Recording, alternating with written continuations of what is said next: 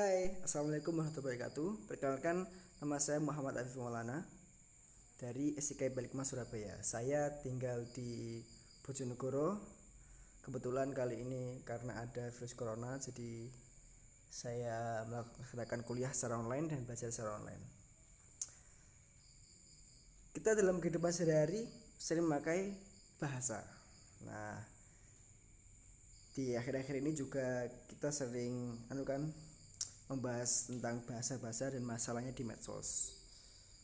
Kalau kita pakai istilahnya ada netizen, mereka mempunyai bahasa sendiri untuk mengkomen-komen, dan penggunaan bahasa di sini sangat sangat intensif untuk komen di medsos, untuk sekedar julid di grup itu kan juga pakai bahasa, dan rata-rata bahasa yang dipakai bahasa tulis ya, karena lewat teks ya. Ada juga video ya. Dalam kehidupan sehari kita pakai bahasa baik untuk pendidikan, untuk berkomunikasi dan lain-lain. Nah, sekarang saya akan membahas tentang bahasa dan masyarakat. Apa sih itu hubungan bahasa dan masyarakat, dan apa sih kedudukan bahasa di masyarakat, dan bagaimana masyarakat itu mengelola sebuah bahasa. Nah, kita akan pelajari lebih lanjut di sini. Kebetulan ini adalah materi mata kuliah sosiolinguistik. Jadi ada sosio dan linguistik, sosial dan juga bahasa.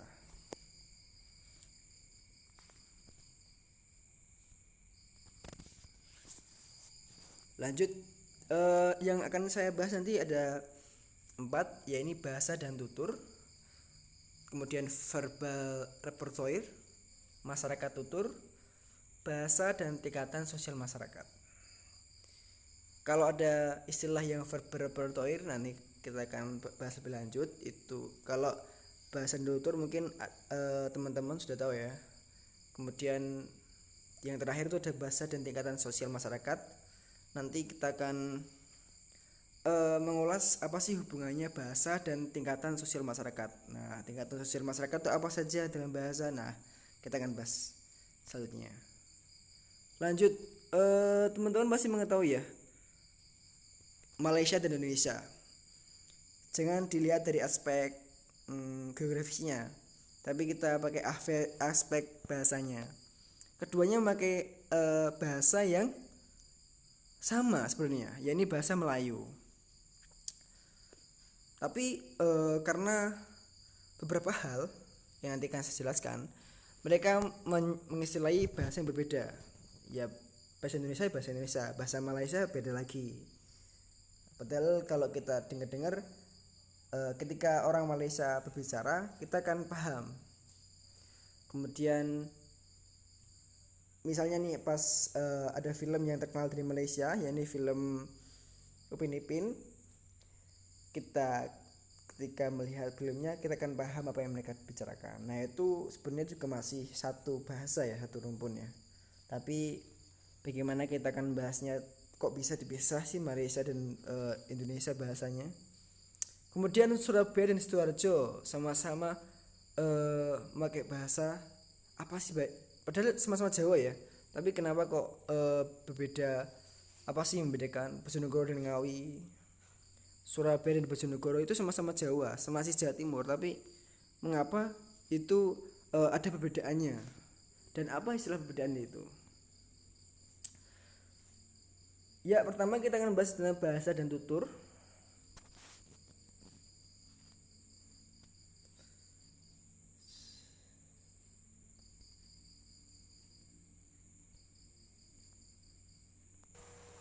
Nah, kita akan membahas tentang bahasa dan tutur. Kalau dalam bahasa Indonesia, dalam materi sosiolinguistik di bukunya Abdul Shair, itu ada teorinya Pak Ferdinand de Saussure. Dia menyebutkan bahwa bahasa dan tutur itu ada 3 bagian, yakni language, langue, dan paro. Mohon maaf kalau pelafalannya salah, tapi bisa dilihat tulisannya begitu ya. Language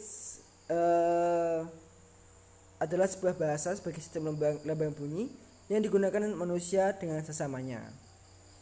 Language ini, ya ini di pertama yang paling kiri ini itu ini itu bahasa yang digunakan manusia secara umum atau manusia secara luas universal. Jadi ya manusia punya bahasa, manusia makhluk yang punya bahasa. Jadi itu bahasa secara luas, secara universal. Misalnya kalau manusia kan punya bahasa, kalau hewan nggak punya bahasa. Jadi bahasa di sini bahasa manusia ya, bahasa sama makhluk. Kemudian lanjut ke language, ini lebih khusus lagi atau lebih terkerucut lagi, yakni sistem lambang bunyi yang digunakan oleh sekelompok anggota masyarakat. Kalau yang sebelumnya language ini membahas tentang manusia secara keseluruhan, seluruh manusia yang hidup di dunia ini. Kalau yang satunya language ini membahas tentang sistem lambang bunyi yang digunakan oleh sekelompok anggota masyarakat tertentu. Jadi lebih kecil lagi kelompoknya, atau dikelompokkan lebih mengerucut lagi, bukan seluruh dunia lagi. Nah, kelompok masyarakat nanti itu bisa sekelompok di satu benua atau satu negara atau satu daerah. Lanjut ada parol. Nah, ini parol itu pelaksanaan dari language dan language dalam bentuk ujaran. Jadi yang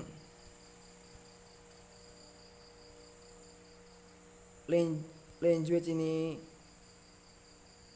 adalah sistem language, kemudian juga sistem juga. Yang parol itu pelaksanaan dalam bentuk ujaran. Jadi yang pelaksanaannya itu di parol. Nah, kalau di itu ada panahnya. Jadi yang kedua sebelumnya language dan language itu adalah abstrak, hanya sebuah sistem. Ya jadi cuma teori aja. Kalau yang prakteknya dalam masyarakat itu disebut parol. Jadi orang ngomong kayak gini, ini ngomong nih ya, ini disebut parol.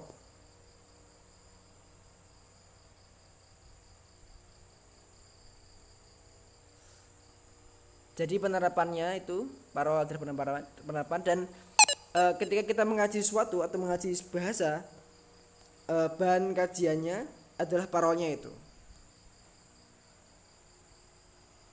Nah, kalau di bahasa Indonesia nggak ada tuh language dan parol, semuanya disepadankan dengan nama bahasa. Jadi satu, semua itu tiga istilah tadi disebut bahasa. Namun dalam penggunaannya nanti akan ada konteks dalam teks ya. Jadi ketika masuk dalam sebuah teks nanti bisa berbeda-beda artinya sebuah bahasa itu. Lanjut, verbal repertoire adalah semua bahasa beserta ragam-ragamnya yang dimiliki atau dikuasai seorang penutur. Jadi ketika misalnya nih saya punya ragam bahasa tertentu, punya ciri khas bahasa tertentu, atau punya dialek tertentu, nah itu namanya verbal repertoire. Misalnya saya anak Jawa, khususnya Kabupaten Bojonegoro, Jawa Timur, Kabupaten Bojonegoro, memiliki bahasa yang medok misalnya. Nah itu ragamnya kan medok, atau bahasa Jawanya agak ke Jawa Tengahan daripada Jawa Timuran. Nah itu namanya verbal repertoire. Itu pendapatnya Abdul Cer ya. Lanjut, nah verbal repertoire itu dibagi lagi menjadi individual. Menjadi individual dan masyarakat. Nah, kalau yang saya sebutkan tadi misalnya saya sendiri yang ragamnya itu adalah ragam individual. Nah, kalau misalnya saya nih ragam bahasa saya dimiliki oleh kelompok orang sekelompok orang atau beberapa orang yang agak banyak, yang sampai misal sedesa, berarti itu udah sampai ke masyarakat. Jadi verbal repertoire-nya masyarakat. Individual ini digunakan oleh seseorang itu berdasarkan situasi dan fungsinya. Misalnya situasinya lagi ngapain, lagi berbicara dengan siapa, lagi sekolah atau lagi di rumah. Kemudian fungsinya itu untuk ngapain, untuk secara resmi atau tidak gitu. Kalau yang masyarakat itu konteks dan sosialnya. Masyarakat tersebut sosialnya, secara sosial itu masyarakat suku apa. Jadi itu nanti akan membentuk sebuah verbal repertoire secara masyarakat. Kemudian ditentukan yang individual itu terjadi karena ditentukan di mana dia berada. Misalnya di Bojonegoro, karena saya hidup di Bojonegoro lebih lama daripada di misalnya di Jakarta hanya mampir aja, itu akan mendapat saya secara individual akan punya verbal repertoire yang lebih pada bahasa di Bojonegoro karena keberadaan saya di Bojonegoro lebih lama. Kemudian kalau masyarakat ditentukan dari himpunan verbal repertoire semua penutur di dalam masyarakat itu. Jadi ketika seseorang itu punya ragam bahasa tertentu, kemudian orang lain juga punya dan jumlahnya itu sampai berkelompok atau sampai kelompok masyarakat yang cukup banyak, itu maka akan muncul verbal repertoire. Misalnya saya logatnya sama sedesa, berarti sedesa itu punya verbal repertoire yang sama. Lanjut masyarakat tutur. Masyarakat tutur bukanlah hanya sekelompok orang yang menggunakan bahasa yang sama, melainkan kelompok orang yang mempunyai norma yang sama dalam menggunakan bentuk-bentuk bahasa. Jadi bukan sekedar bahasanya sama, misalnya saya bahasa Jawa kok sama dengan orang Surabaya, bahasanya sama, tapi normanya yang digunakan tuh harus sama dalam menggunakan bentuk-bentuk bahasa. Dan perasaannya sama. Misalnya nih bahasa Indonesia dan bahasa Malaysia, keduanya memiliki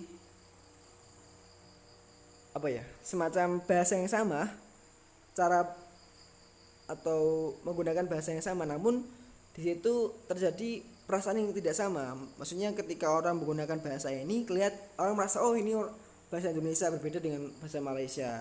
Nah itu ditentukan oleh rasa.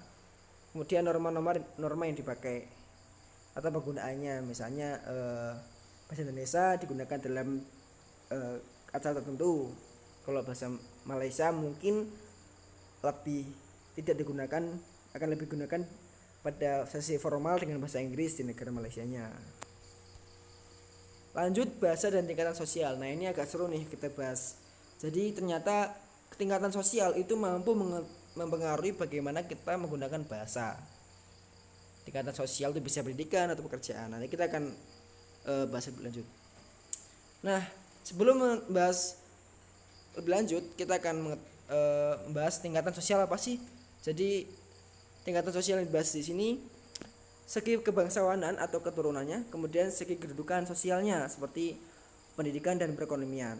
Tentu nanti ketika akan kita berbahasa, ketika kita mempunyai nih atau masih ada kebangsawanan ya, pasti mempunyai bahasa yang berbeda ketika berbicara di ranah-ranah kebangsawanan atau ketika di lingkungan kebangsawanan, misalnya di kerajaan atau di keraton misalnya. Ketika mereka berbicara dengan sesama atau di lingkungan keraton dan dengan kedudukan jabatan yang cukup diperhitungkan, maka akan menggunakan bahasa yang tentunya berbeda dengan bahasa yang digunakan dengan teman sendiri yang tidak bangsawan. Selanjutnya segi kedudukan sosial seperti pendidikan dan perekonomian. Orang yang terdidik pasti ngomongnya berbeda dengan orang yang tidak dididik. Orang yang misalnya S3 kemudian berbicara dengan orang S3 juga, mereka akan berbincang, tentunya tidak berbincang sekedar bincang ringan saja. Mereka mempunyai bobot yang lebih akademisi daripada orang-orang yang tidak menempuh pendidikan sejauh itu. Misalnya nih, anak yang baru lulus SD itu tidak akan mempunyai gaya bahasa yang sama dengan anak yang sudah lulus SMA. Walaupun nih misalnya umurnya sama misalnya, pasti mereka berbeda. Kita juga mengetahui misalnya ketika ada seseorang yang berbicara dan dia mempunyai bobot berbicara yang cukup bagus akademisinya, atau istilah-istilah yang dipakai itu cukup keren, misalnya nih Mata Najwa, ketika dia berbicara itu kan kayak dia tuh orang pintar, dan kita udah ketahuan orang itu tuh kayak orang pintar ngomongnya, punya kosakata yang banyak dan istilah-istilah yang banyak, dan ide-idenya inovasinya juga banyak. Nah itu kan udah kelihatan dari ketika dia ngomong. Kemudian juga perekonomian, orang yang misalnya nih orang kaya pebisnis yang punya mobil yang sekian banyaknya, mereka akan berbicaranya berbeda, bahasanya bahasan berbicaranya itu berbeda dengan orang-orang di desa. Orang-orang di sawah atau petani mungkin bahasnya wereng, bahasnya eh, hama. Orang-orang yang berbisnis, perekonomiannya cukup mumpuni atas, mereka akan mempunyai bahasa yang berbeda. Misalnya orang-orang kaya bahasanya mobil, mobil harganya berapa, atau mungkin bisnis atau trading atau dan lain-lain. Kita juga mengenal tentang di Jawa nih, kalau secara sosial ya, di Jawa itu ada namanya unda usuk. Jadi ada pembagiannya nih kalau menurut suatu ahli, ada bagiannya orang Jawa ketika ngomong ada wong cilik, saudagar, priyayi dan doro. Itu kalau menurut secara sosial ya, secara kebangsawanan atau secara kedudukan jabatannya. Setiap tingkatan memiliki ragam bahasa yang berbeda. Wong cilik ngomong karo wong cilik beda. Orang kecil atau orang yang biasa nih, orang-orang yang masyarakat biasa tidak mempunyai kedudukan yang cukup, mereka akan ya berbicaranya gak terlalu berbobot lah, atau tidak seperti orang-orang yang di atasnya. Wong saudagar juga beda, priayi juga beda, ndoro juga beda. Saudagar tuh pengusaha yang kaya, priayi juga keturunan bangsawan, dan doro juga keturunan bangsawan. Di bahasa Jawa juga ada namanya, nah itu unda usuk itu ada kromo inggil sampai yang paling bawah kromo ngoko. Jadi ngoko itu digunakan untuk orang-orang yang statusnya sama atau di bawahnya. Misalnya ketika kita punya adik, nah itu kan statusnya lebih di bawah kita pakai ngoko, atau bahasa Jawa pakai ngoko. Kalau kita punya kakak, kita beda lagi, bisa pakai madya, atau lebih halus pakai inggil, kromo inggil. Nah kalau sama orang tua atau pejabat-pejabat yang tinggi, kita bisa pakai inggil, kromo inggil. Nah itu dalam bahasa Jawa sangat beragam sekali dan sangat rumit penggunaan bahasa Jawa kalau membahas tentang status sosial. Repot lagi kalau misalnya ada pejabat yang tinggi tapi dia masih lebih muda daripada kita. Nah kita pakai bahasa apa? Dan kadang-kadang pejabat-pejabat juga pakai kromo inggil nih pada orang-orang tua, tapi dia tuh gak sama sekali pejabat. Nah itu kan jadi agak kesulitan nih dalam pembedaannya. Itu saja. Nah ini juga pakai bahasa Jawa. Terima kasih. Kalau ini bahasa inggil ngokonya ya, ngoko paling rendah. Nanti kalau ada yang paling tinggi inggil itu pakai matur sembah nuwun gitu. Itu saja, terima kasih. Mohon maaf kalau ada salah kata dalam video ini atau ada kenyamanan visual yang tidak diinginkan dalam video ini. Saya mohon maaf yang sebesar-besarnya. Terima kasih. Semoga bermanfaat. Jangan lupa di like. Gak usah subscribe, gak apa. Saya gak terlalu buat video. Saya bukan video kreator. Saya hanya pelajar yang suka belajar dan suka nulis juga. Saya juga suka sharing dan suka desain. Itu kesukaan saya. Yang penting produktif lah, gak ngeluh. Terima kasih. Semoga bermanfaat. Wassalamualaikum warahmatullahi wabarakatuh.